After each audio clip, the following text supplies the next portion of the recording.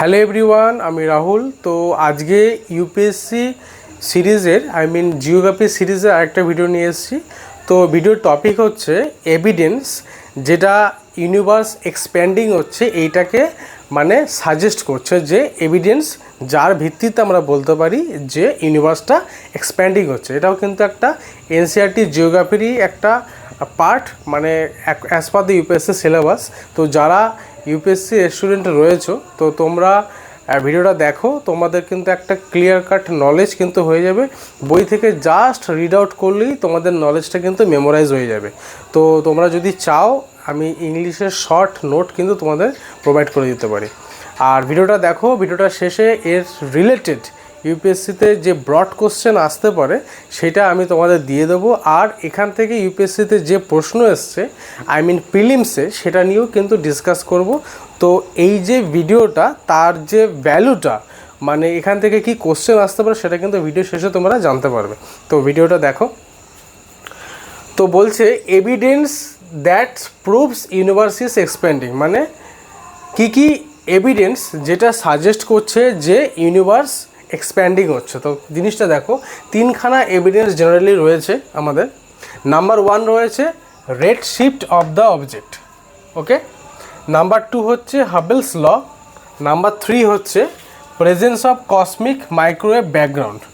এই তিনখানা কিন্তু এভিডেন্স রয়েছে, যার ভিত্তিতে আমরা বলতে পারি যে ইউনিভার্স হচ্ছে কিন্তু এক্সপ্যান্ডিং হচ্ছে, ক্রমশ বেড়ে চলেছে, বাড়ছে। তো এবার আমরা প্রত্যেকটা ইন্ডিভিজুয়াল পার্টটাকে এক্সপ্লেনেশন করব। নাম্বার 1-এ আসবো red shift of the object. তো রেড শিফট ব্যাপারটা কি? তো ডপলার শিফট হচ্ছে একটা মেকানিজম। ডপলার শিফট হচ্ছে একটা মেকানিজম যেটা হচ্ছে কি, কোনো একটা মুভিং অবজেক্ট সেটা আমাদের দিকে আসছে কিংবা আমাদের দিক থেকে সরে যাচ্ছে, coming towards us or recede from us, এটা কিন্তু মেজার করছে কিন্তু ডপলার শিফট। তো ডপলার শিফটের আবার দুটো মেকানিজম রয়েছে, একটা হচ্ছে ব্লু শিফট, একটা হচ্ছে রেড শিফট। কোনো একটা মুভিং অবজেক্ট, সেখান থেকে যে রেসটা আসবে, আমি ইউনিভার্স দিয়ে বোঝাচ্ছি। তো যে বড় ইউনিভার্সটা রয়েছে সেখানে কিন্তু অনেক লাইট এমিটিং অবজেক্ট রয়েছে, স্টার বলার বিভিন্ন ধরনের জিনিস রয়েছে। সেখান থেকে যে লাইট রেটা আসছে তার তো একটা ফ্রিকোয়েন্সি রয়েছে। সেই লাইট রের ফ্রিকোয়েন্সিটা যদি ব্লু কালারের দিকে শিফট করে যায় থ্রু ডপলার যে মেকানিজমটা বললাম, তাহলে তোমার বুঝতে হবে যে ব্লু কালারের দিকে শিফট করে গেলে বুঝতে হবে যে ইউনিভার্সটা কিন্তু ক্রমশ আমাদের দিকে আসছে, কামিং টুয়ার্ডস আস। আর যদি রেড কালারের দিকে শিফট করে তাহলে বুঝতে হবে universe is receding from us, ইউনিভার্সটা আমাদের থেকে দূরে সরে যাচ্ছে ডপলার যে শিফটের মাধ্যমে। বুঝতে পারা গেল জিনিসটা? তো এইবার অ্যাস্ট্রোনমাররা যেটা পেয়েছে, এক্সপেরিমেন্ট করে যেটা পাওয়া গেছে, তো দেখা যাচ্ছে একটা ডিস্টেন্স অবজেক্ট, অত্যন্ত দূরের থেকে কোনো একটা অবজেক্ট থেকে লাইট রে আসছে, যেটা কিন্তু রেড শিফট হচ্ছে, এই রেড কালারের দিকে শিফট করছে। তাহলে যেটা বোঝা গেল, রেড শিফট হচ্ছে কিন্তু ওই যে ডিস্টেন্স অবজেক্টটা যেখান থেকে লাইট রেটে এসছে সেটা কিন্তু ক্রমশ আমাদের থেকে দূরে সরে যাচ্ছে। রেড শিফট মানেই রিসিড ফ্রম আস। তাহলে এইটা কিন্তু একটা সাজেস্ট করছে যে ইউনিভার্স ইজ অলওয়ে এক্সপ্যান্ড করছে। ইউনিভার্সটা এক্সপ্যান্ড করছে বলেই সেটা কিন্তু সেখান থেকে যে লাইট রেটা আসছে সেই ফ্রিকোয়েন্সিটা কিন্তু রেড কালারের দিকে যাচ্ছে। তো এটা কিন্তু একটা প্রুফ বা এভিডেন্স যেটা প্রমাণ করছে ইউনিভার্স ইজ এক্সপ্যান্ডিং। এবার আমরা আসবো হচ্ছে হাবেলস ল। হাবেলস ল কী বলছে? হাবেলস ল বলছে যে ইউনিভার্স সেটা যতটা দূরে, আমাদের থেকে যতটা দূরে অবস্থিত, সেইটা ওই ইউনিভার্সটা আমাদের থেকে দূরে সরে যাওয়ার, আমাদের থেকে রিসিড হয়ে যাওয়ার যে ভেলোসিটিটা, স্পিডটা, সেটা তার সাথে প্রপোর্শনাল। সো ভেলোসিটি প্রপোর্শনাল হচ্ছে কি distance of that universe from আস। বুঝতে পারা গেল? তার কি, যতটা দূরে ইউনিভার্সটা রয়েছে ঠিক ততটাই স্পিডে হচ্ছে কিন্তু এই যে ইউনিভার্সটা সেটা আমাদের থেকে দূরে সরে যাচ্ছে। বুঝতে পারা গেল? যতটা দূরে রয়েছে আমাদের থেকে ইউনিভার্সটা, ভালো করে বোঝো, যতটা দূরে রয়েছে আমাদের থেকে ইউনিভার্সটা ঠিক ততটাই স্পিডে আমাদের থেকে দূরে সরে যাচ্ছে। এটা হচ্ছে হাবেলস ল বলছে, ওকে। অ্যাস্ট্রোনমার এডউইন হাবেল উনি 1929-এ কিন্তু মেজার করে দেখেন যে লার্জ সেকশন অফ গ্যালাক্সি সেটা কিন্তু আমাদের থেকে দূরে সরে যাচ্ছে। গ্যালাক্সি আছে প্রায় 100 বিলিয়ন গ্যালাক্সি আছে, বুঝতে পারছো? 1 বিলিয়ন মানে কি বোঝায়?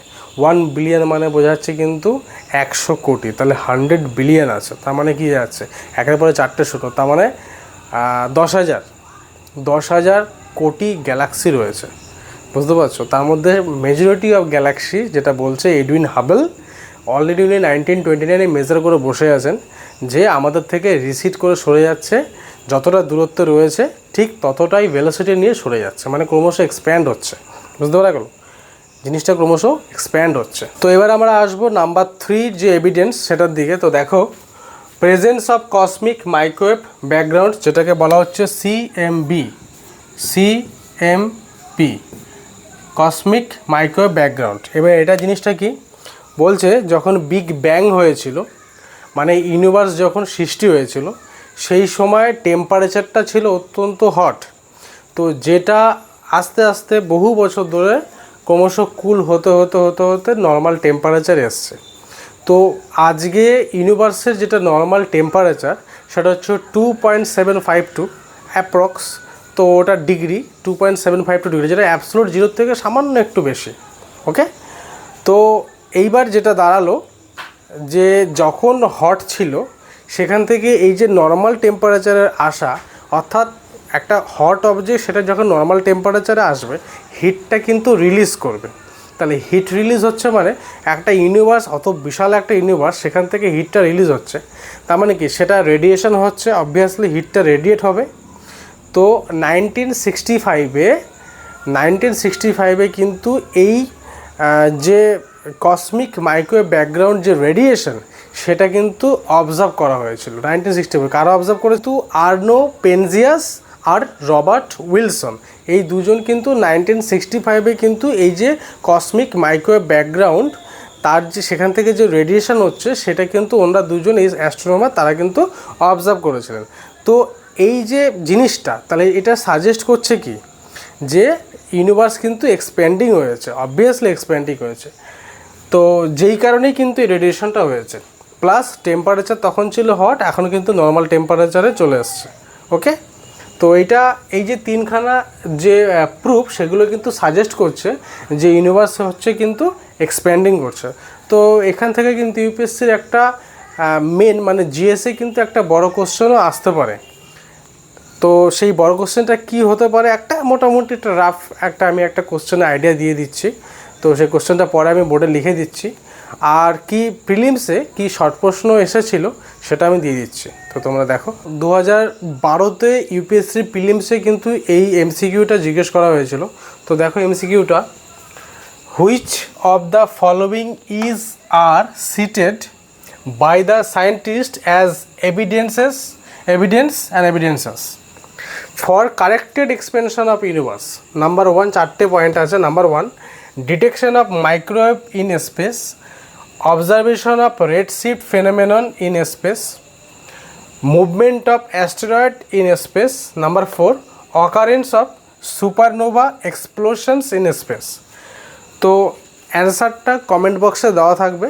তো যারা তোমরা ভিডিওটা দেখবে বা দেখেছো হয়তো, বা যদি দেখো আর কি, তো অ্যান্সারটা তোমরা কমেন্ট বক্সে দিতে পারো না দেখে, তো তোমাদের নলেজটা তোমরা টেস্ট করতে পারো। প্লাস এর সাথে আমি একটা ব্রড কোশ্চেন এটা রিলেটেড আমি দিয়ে দিচ্ছি একটু বাদেই। তো দেখো, যে ভিডিওটা আমি করলাম, তো যে তোমাদের যেই লেসনটা দিলাম, তো সেই রিলেটেডই কোশ্চেন এখানে দেওয়া রয়েছে। What do you understand by expanding universe hypothesis, 150 words, 10 marks. তো যদি তোমরা কেউ দেখে থাকো ভিডিওটা, তো অ্যান্সারটা যদি মনে করো লিখবো, তো লিখতে পারো, লিখে কমেন্ট সেকশানে পোস্ট করতে পারো। তো 7 ডেজের মধ্যে সেটাকে রিভিউ করে মানে তোমাদের দেওয়া হবে। তো তোমরা লিখতে পারো বা ট্রাই করতে পারো। তো ভিডিওটা যদি তোমাদের ভালো লেগে থাকে তাহলে অবশ্যই তোমরা লাইক, শেয়ার, সাবস্ক্রাইব করো এবং নিজের বন্ধুদের কাছে শেয়ার করো এবং কানেক্টেড থেকো। তো এরকমই আরও সমস্ত যে টপিকগুলো আছে, জিওগ্রাফি, এরপর ইকোনমিক্স আসবে, আরও ম্যাথেরও আসবে, ম্যাথামেটিক্স অপশনালেরও ভিডিও আসবে। তো তোমরা কানেক্টেড থেকো। থ্যাংক ইউ, ভালো থেকো।